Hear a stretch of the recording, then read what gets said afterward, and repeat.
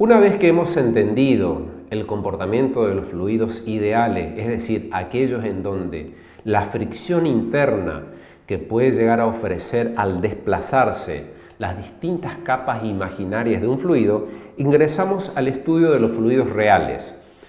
Los fluidos reales simplemente se caracterizan, a diferencia de los fluidos ideales, por ser considerados aquellos en donde se considera esa propiedad que tienen los fluidos por oponerse, por tener una resistencia interna a su desplazamiento.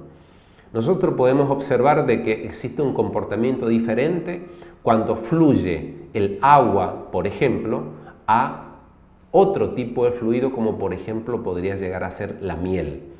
Es decir, ambos son fluidos, pero ambos tienen distintos tipos de velocidades de desplazamiento. Esas velocidades de desplazamiento diferentes entre esos dos líquidos que he citado como ejemplos tienen una razón fundamental y que se debe a una propiedad que vamos a analizar a continuación y que se la denomina viscosidad.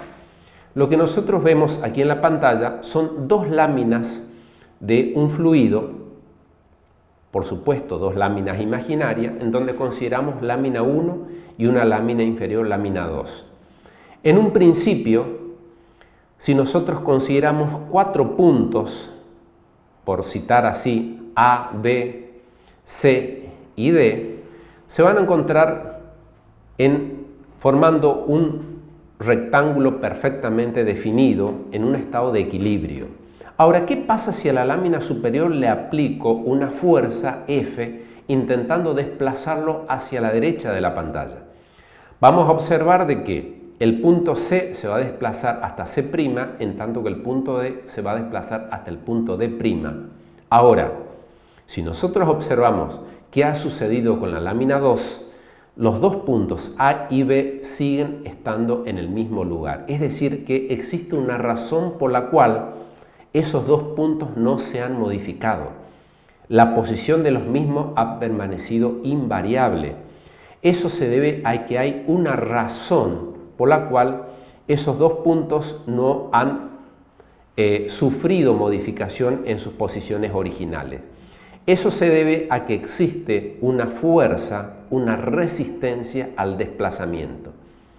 Como vemos aquí, hay otras magnitudes que vamos a considerar. Por ejemplo, la distancia entre esas dos láminas, que juega un papel muy importante, como así también estos distintos vectores que van a representar las velocidades con las cuales estas láminas del fluido se van a desplazar.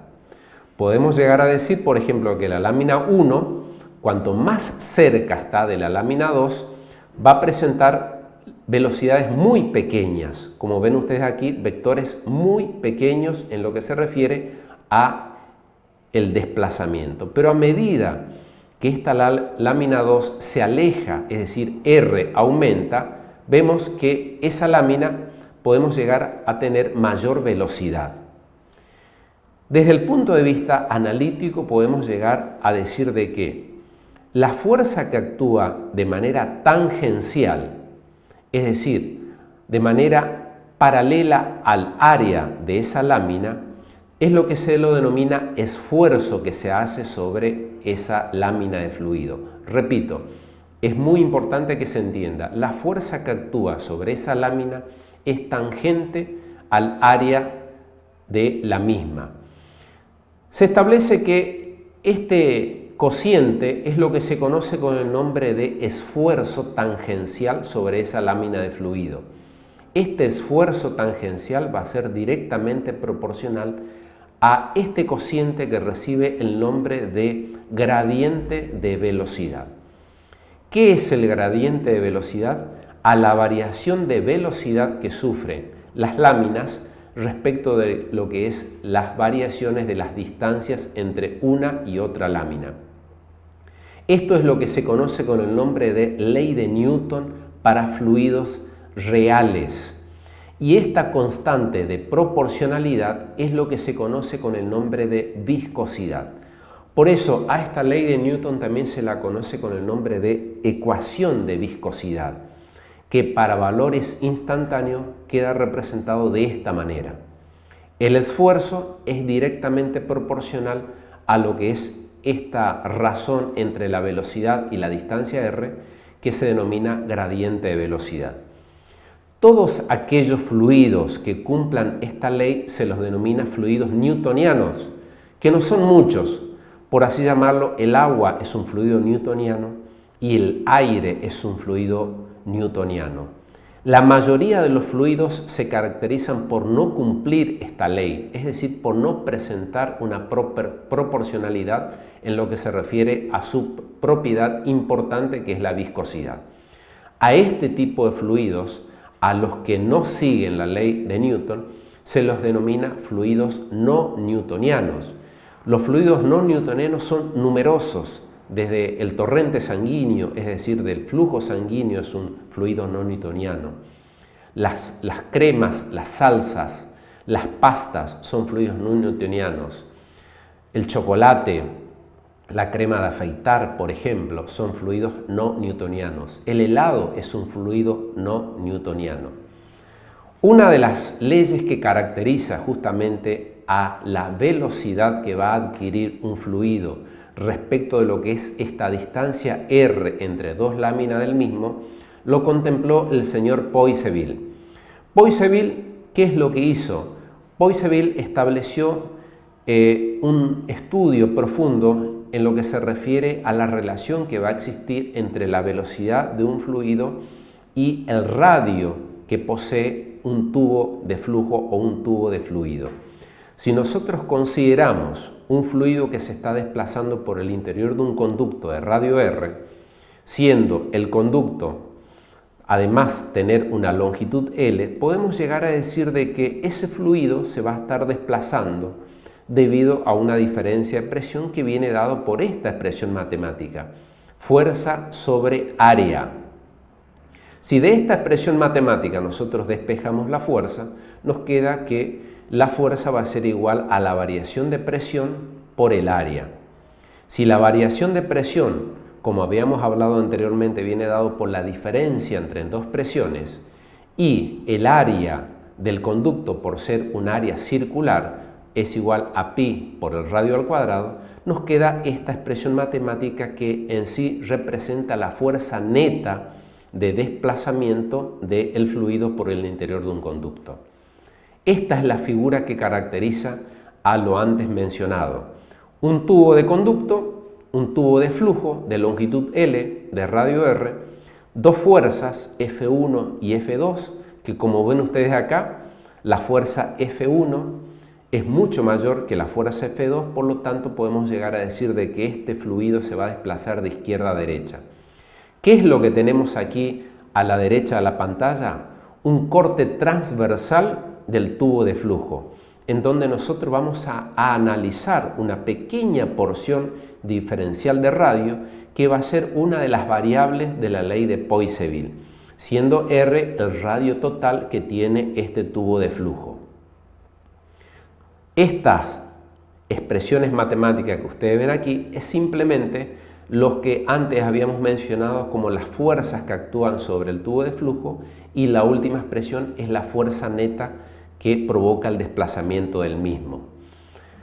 Según la ecuación de viscosidad, la ley de Newton, podemos reemplazar en donde vemos la expresión matemática de fuerza, podemos reemplazar por la expresión matemática de la fuerza neta, y el denominador de este primer miembro tendremos que, en lugar de escribir el área, tenemos en cuenta todo el área del conducto de flujo, pi por radio al cuadrado por L.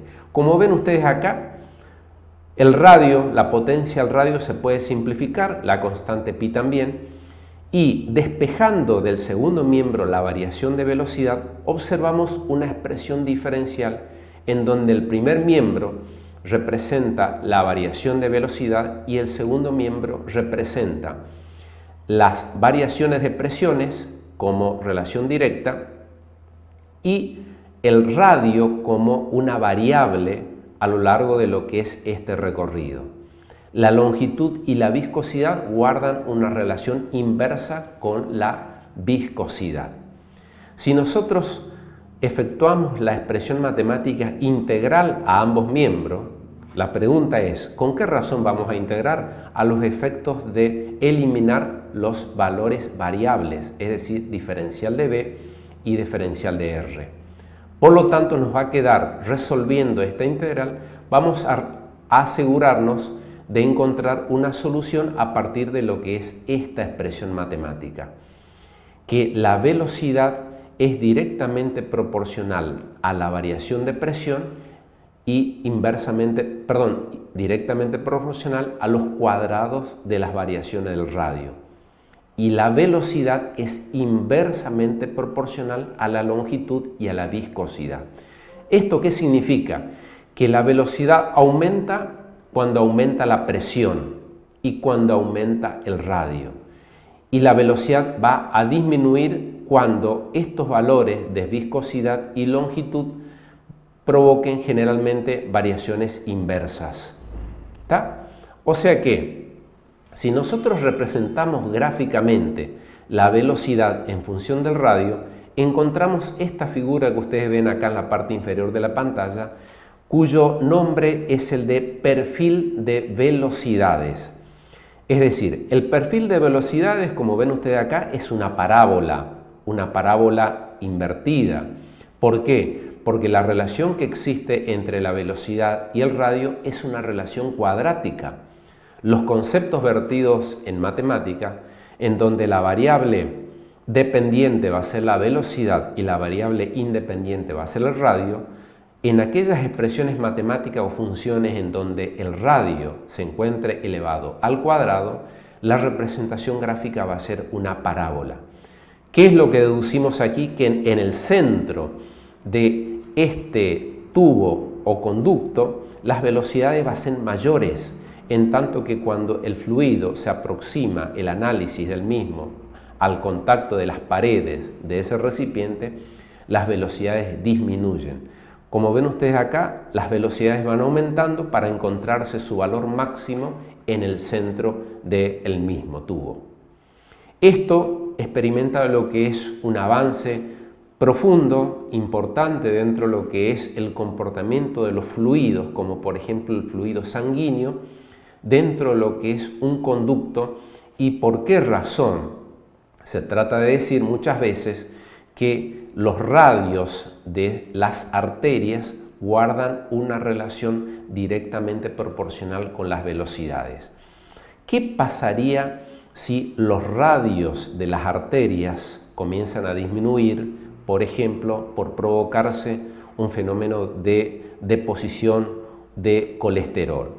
Si el radio de una arteria disminuye, la velocidad, ustedes saben que también va a variar. Pero como el caudal sanguíneo permanece constante, hay una magnitud que por lo tanto va a tener que aumentar, que va a ser el de la presión.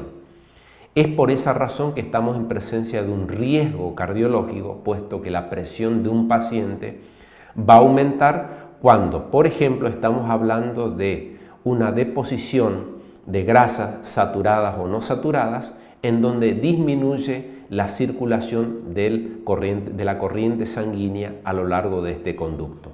Por eso es muy importante que conozcamos conceptos tales como el teorema de la continuidad, la ecuación de Bernoulli y la ecuación de Poiseuille, porque tanto uno como otros relacionan las presiones, las velocidades, las variaciones energéticas en función de lo que es características transversales de un conducto o de una arteria o de un capilar, como por ejemplo lo es el radio.